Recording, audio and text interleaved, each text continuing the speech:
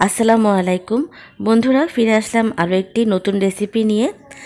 আজকে আমি আপনাদেরকে তালের রস দিয়ে পায়েস তৈরি করে দেখাবো, তাই ভিডিওটি না টেনে সম্পূর্ণ রেসিপিটি দেখার অনুরোধ করছি।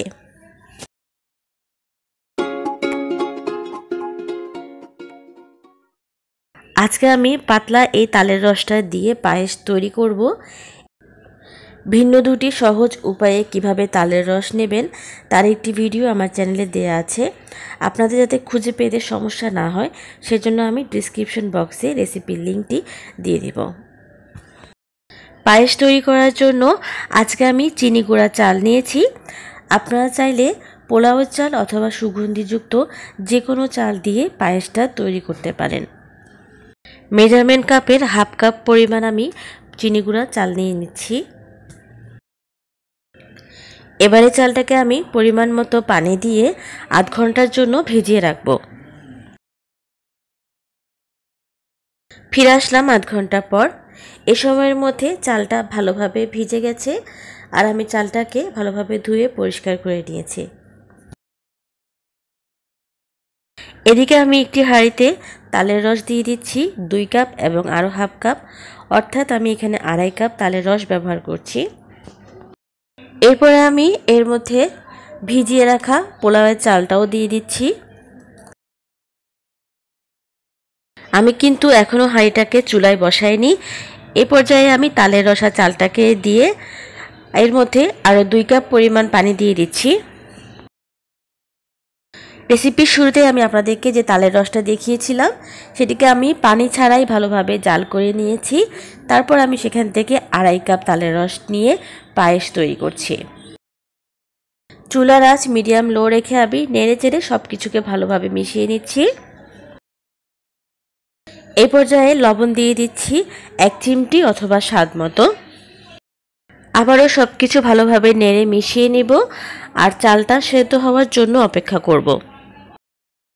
তালের রসটা যখন ফুটতে শুরু করবে তখনই চালটাকে নেড়ে দিতে হবে। চালটা কিন্তু এখনও সেদ্ধ হয়নি, তাই চালটা সেদ্ধ হয়ে পায়েসের মতো ঘন হয়ে আসা পর্যন্ত আমরা অপেক্ষা করব। দেখুন চালের রসটাও শুকিয়ে গেছে আর চালটাও সেদ্ধ হয়ে একেবারে পায়েসের মতো হয়ে গিয়েছে। আর পায়েসটা যাতে তলায় লেগে না যায় তাই একটু নেড়ে চেড়ে ভালোভাবে মিশিয়ে নিব। আপনাদের একটু দেখিয়ে দিচ্ছি, দেখেন চালটা ভালোভাবেই সেদ্ধ হয়েছে।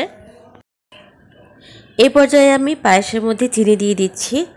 আমি এখানে চিনি দিয়ে দিচ্ছি 3 টেবিল চামচ। চিনি দেওয়ার পর দেখবেন পায়েসের ঘনত্বটা একটু পাতলা হয়ে যাবে, অর্থাৎ চিনি থেকে পানিটা বের হয়ে আসবে। তাই নেড়ে চিনির যে পানিটা আছে সেটিকে শুকিয়ে নিব। এই পর্যায়ে আমি 1 কাপ লিকুইড দুধ দিয়ে দিচ্ছি।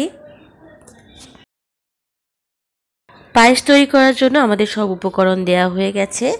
এখন আমরা নেড়ে সব উপকরণকে ভালোভাবে মিশিয়ে নিব আর পায়েসটা ঘন হয়ে আসা পর্যন্ত অপেক্ষা করব। আর পায়েসটা যাতে পুড়ে না যায় সেজন্য আমি চুলার আঁচ মিডিয়াম লোতে রেখে অনবরত নাড়তে থাকব। আমাদের তালের পায়েসটা তৈরি হয়ে গিয়েছে। এখন আমি এর মধ্যে পছন্দ মতো কাজু ও পেস্তা বাদাম কুচি দিয়ে নেড়ে পায়েসটাকে চুলা থেকে নামিয়ে নিব। আপনারা চাইলে আপনাদের পছন্দ মতো যে কোনো বাদাম এখানে ব্যবহার করতে পারেন। আমি তালের পায়েসটাকে চুলা থেকে নামিয়ে একেবারে পরিবেশনের জন্য তৈরি করে নিয়েছি। তবে আমি এটাকে এখনই পরিবেশন করব না, আমি এটাকে নরমাল ফ্রিজে রেখে ঠান্ডা করে নিব, তারপর আমি পায়েসটাকে পরিবেশন করব। এখানে আমি পায়েসটাকে ঠান্ডা করে নিয়েছি, এখন আমি এটাকে পরিবেশন করব।